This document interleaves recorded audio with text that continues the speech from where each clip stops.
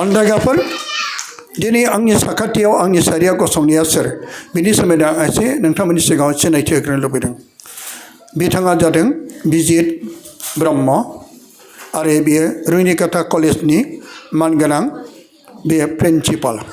बिथाङा सासे doctor PhD आरो सासे बिगियाननि गथ' बेयो जाय आदा शंकरनि बे आंगो आरो बिनि न'खरनिफ्राय सासे न'खरनिफ्रायनो काजिन ब्रादार जाय दं फादार उदयसन ब्रह्म न'खराव मोजां गियानि आरो बे न'खरा जानो हागौ जोङो साननो हागौ बिथांमोननि टाइटेलफ्राबो ब्रह्मखाय ब्रह्म धोरोमखाय नाथाय बै समाव जानो हागौ माखासे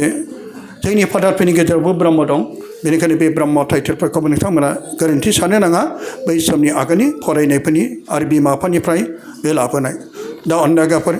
जेरै जोंनि गेजेराव जाय अन्दाग्रा मानगोनां बिजित ब्रह्म डक्टर प्रिन्सिपाल रुनिकाटा कलेजनि बिथाङा जोंनि गेजेराव बाहाय फैनानै बे 13 तारिखआव फैनानै मा मोनखो आरो बे जिउआव मा मोननानै गोजोननाय मोनखो जोंनि गेजेराव बे एसेब्लाबो जोंखौ मिथिहोगोन आरो बिथां सासे मानगोनां जेरै जोंनि प्रिन्सिपाल रुनिकाटा कलेजनि डक्टर बिजित ब्रह्म जोंनि गेजेराव गावनि जिउनि मोन्दांथि आरो बे जायगायाव फैनानै मा सोलोंखो आरो माबायदि जोंखौबो थुलुंगा होगोन बिनि थाखाय फंनैसो जोंखौ मिथिहोगोन होननानै आं बिथांनिफ्राय माखासे बोसोनथिखौ मोनगोन होननानै मिजिंथिबाय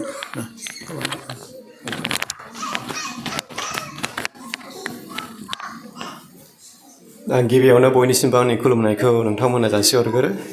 आरो गिबियावनो आङो आफा इसोरखौ हामबायहोयो आरो बेजों लोगोसे आइ अनसुलि मारिया खौबो आङो हामबायहोयो आरो बेयावनो जोंजोंनो जाय बिसगिरि जानानै दङ बे बिदियावनो बिनानाव आलफनसा बर' नार्जारि बर' आरो बेजों लोगोसे जोंनिनो दा आदै जाय बयनिबो थाखाय जिउनि मोदोमनि थाखाय बिसगिरि आदै दैमालुखौबो आङो गोसो गोरबोनिफ्राय हामबाय होनाय थाबाय आङो बेयाव फैनानै जोबोर गोजोननाय मोन्दों मानो होननानै बुङोब्ला आं गोबाव समनिफ्रायनो सानबाय थाखायोमोन आङो सिरि सिरि आदैनि थाखाय बियो स्पेसियेलि बिग्रानि थाखाय आं बिबाय थायो सान्तिनि थाखाय हारिया गोमालाङैनि थाखाय आरो बर'आ खौसेथि जानायनि थाखायबो आं बिबाय थाखायोमोन जोंहा जुदि बर' माहारिफ्रा जुदि बेफोरबायदि बिसगिरि गैयाब्ला दिनै गुबुन हारिजों गादब जागोन दा गाज्रियै जों बे गादब जानायनिफ्राय बासायनो थाखाय जोंनो बिसगिरि नांगौ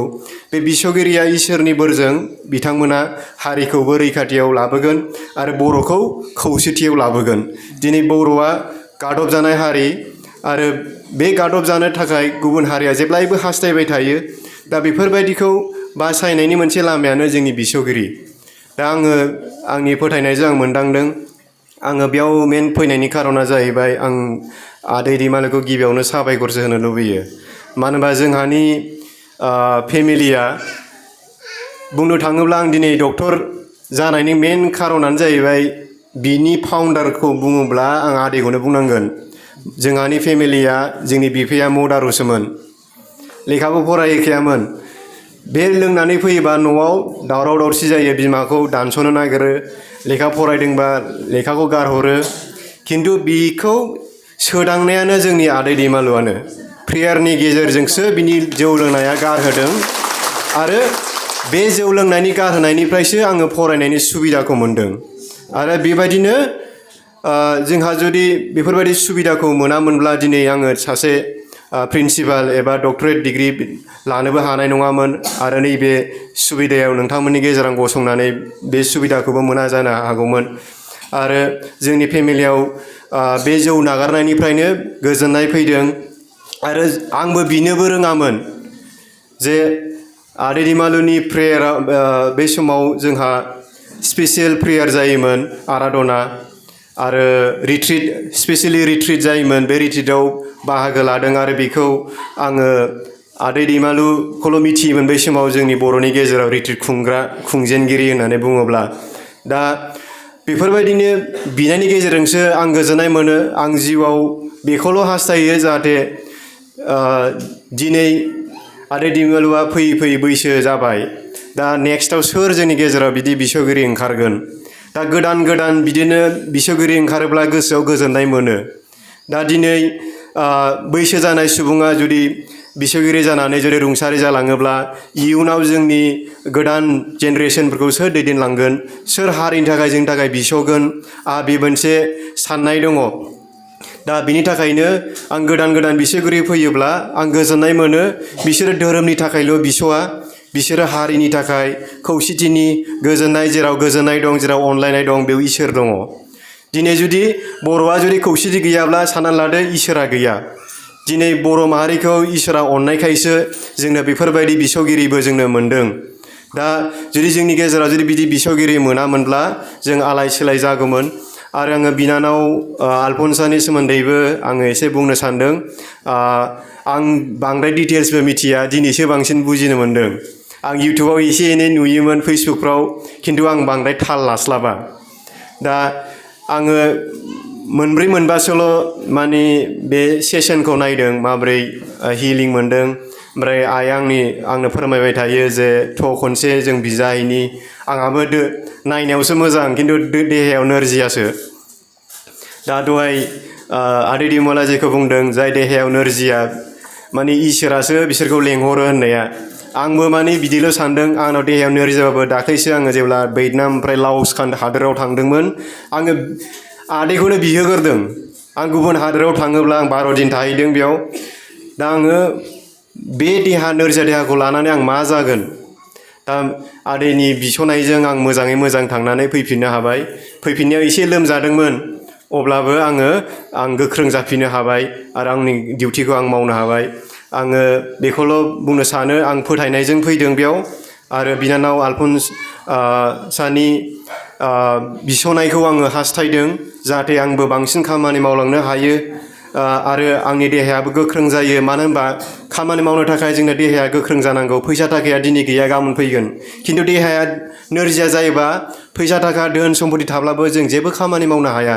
बेखायनो जोंनो जिउनिबो आरो देहानिबो नांगौ जिउआ जाहैबाय सोरगोनि थाखाय जोंनो नांगौ आरो देहानि थाखाय जों मोजां खामानि इसोरनि खामानि जा समाजनि खामानि जा बे खामानिखौ जोङो मावनो थाखाय नांगौ बेखायनो आङो बे बोरखौ लानो फैदों आं बांद्राय गोबाव बुंला फिन खेबसेबाव आं बे समखौ होनायनि थाखाय आङो आदै दिमालोखौ साबायखर होयो आरो नोंथांमोनखौ बयखौबो आङो साबायखर होयो जाहाथे नोंसिनि फोथायनाया बांसिन इसोरनि अननायजों गोगोमै जाथों आरो इयुनाव इसोराबो नोंसोरखौ मोजाङै दैदेनथों आरो नोंसिनि साफ्रोमबोनि हास्थायनाया जाफुंथों आरो बे ओनसोलाव बांसिन बिस'गिरि उजिथों जाहाथे बर' समाजा मोनसे गेरेमसा समाज बर' समाजा मोनसे गोख्रों समाज जानानै जों जेब्लायबो जाहाथे बे बुहुमनिफ्राय जों गोमोरलाङा गुबुना हास्थायब्लाबो जाहाथे जों इसोरनि अननायजों जाहाथे जोङो गोगोम जानानै थाङो दा आं बेखिनि बुंनानै इसोरखौ हामबाय होनानै आफा इसोरखौ हामबाय होनानै ओनसोलि माराखौ हामबाय होनानै आरो बिनानाव आलफनसाखौ हामबाय होनायजों आरो जोंनि आदै दिमालोखौ आङो साबायखर बावनायजों आंनि बिबुंथिखौ एसेयावनो दोनथ'यो बयनिसिमबो इसोरनि गोजोना नोंथांमोनाव थाथों खुलुमबाय आरो थेंक इउ आरो गोजोन्थों अनदाइगाफोर सुंद' समनि गेजेरावबो जाय बेदा फिसा मानगोनां जोंनि डक्टरेट बिजित ब्रह्मआ दिनै गावनि गोजौ थाखोनि गावनि रोंगौथिखौ गावनि गियानखौ बे उन्दै खालामनानैब्लाबो गावखौ गेदेर खालामाजासेनो जों साफ्रोमनि सिगाङाव बे उन्दै जानानै जिसुआबो सासे इसोर जानानै बे गावखौ उन्दै खालामनानै गावनि जिनै सेलाफोरखौ आथिं दाना आथिं सुदों दिनै बे गावखौ सासे गिदिर मानसि खालामाजासेनो सासे प्रिन्सिपालब्लाबो सासे डक्टरेटब्लाबो सासे गिदिर मानसिब्लाबो बे गावखौ उन्दै खालामनानै जोंनि सिगाङाव गोबांथार बेसेन गोनां जोंनिखौ बानजायबाय बेनिखायनो बिथांनि बे बेसेन गोनां रावा अरायसम बेयो मोनसे गोग्गो बेगर जानानै मोजां फिथाइ थायगोन आंबो बाथ्रा थियो आं सानाखैमोन बे बियादै फिसाखौ बाहाय फैगोन मानो नाथाय जाय अनसुलि बाजैया जे दिनै बियो गावनि फिसाखौ लाबोबाय आरोबाव बिहामजो फिसा दं आरो बियादै फिसा दं बिनिनो बिनानाव दा बिसोरो फैबाय दा बिसोर गोबां खस्थ' खालामनानै फिसौफोरबो फैफादों बिसोरखौ लाबोनानै फैबाय दा बेनिखायनो आं जोबोद रंजानाय मोन्दों आंनि मिसेसआबो रंजानाय मोन्दों आरो बे गावनो खुगाजों बुंबाय नानि आलफनसानि सोमोन्दै बे बारा माने समनि अलखद सासे डक्टर एबा प्रिन्सिपाल जाना मोनसे कलेजखौ बेंनायाव गोबां समनि अलखद बेखायनो बिथाङा बे फेसबुक एबा इउटुबखौ नायनो समाव नाथाय दिनै बाहाय फैनानै बे माखासे बोसोनखौ मिथिबाय आलफनसा एसेबो मिथिबाय दा बेनिफ्राय आं दा जोबथानो सोंनो लुबैदों नों दा आलफनसानि बै मांखरसालियाव थांनो गोसो दं नामा आरो बे आलफनसानि सोमोन्दै माबा मोनसे बुंनो नागिरदोंमोन आं बिनानावनि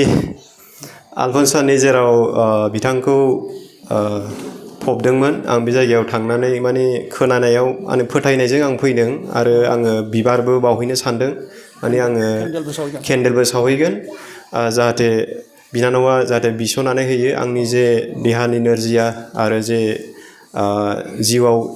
खामानि मावलांनायनि थांखि दङ जाहाथे बेफोरो जाफुंसारनायाव फैयो आं बे थांखिखौ लानानै फैनाय जादों आरो जोबोद रंजानायजों खेबसे गोबार आखाइ खबदो हालेलुया हालेलुया हालेलुया हामबायसै दे दे